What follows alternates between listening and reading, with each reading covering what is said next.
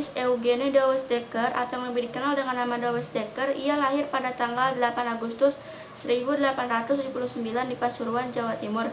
Beliau merupakan tokoh keturunan Belanda yang memihak pribumi Indonesia dan kerap mengkritik kebijakan pemerintah kolonial Belanda ketika merugikan rakyat Indonesia. Peran Dawes Dekker dalam pergerakan nasional Indonesia adalah sebagai perintis nasionalisme, sebab ia bersama dengan dua tokoh bangsa lainnya mendirikan Independence Party dan Budi Utomo yang merupakan partai politik paling pertama di wilayah Hindia Belanda saat itu.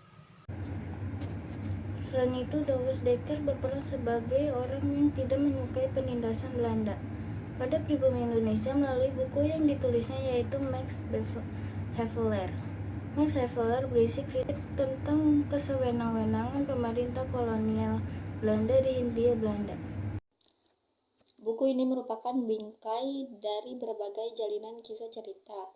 Selain itu, peran beliau yaitu sebagai penggagasan nama Nusantara sebagai tanah Hindia yang merdeka. Tidak hanya itu, peran Dawes Dekker juga ia yang menyuruhkan perombakan di bidang pelayanan administrasi.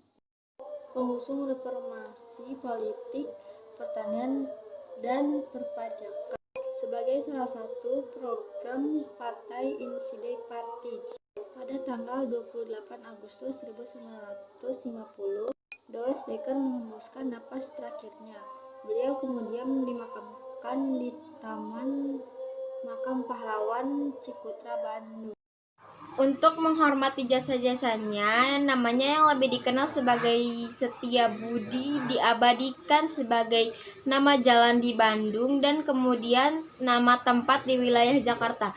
Adapun untuk menghormati jasa beliau, pemerintah Indonesia melalui Presiden Soekarno pada tanggal 9 November 1961 mengeluarkan Kepres nomor 590 tahun 1961 mengenai penetapan Dawes Dekker atau Danujirje Setiabudi sebagai pahlawan nasional.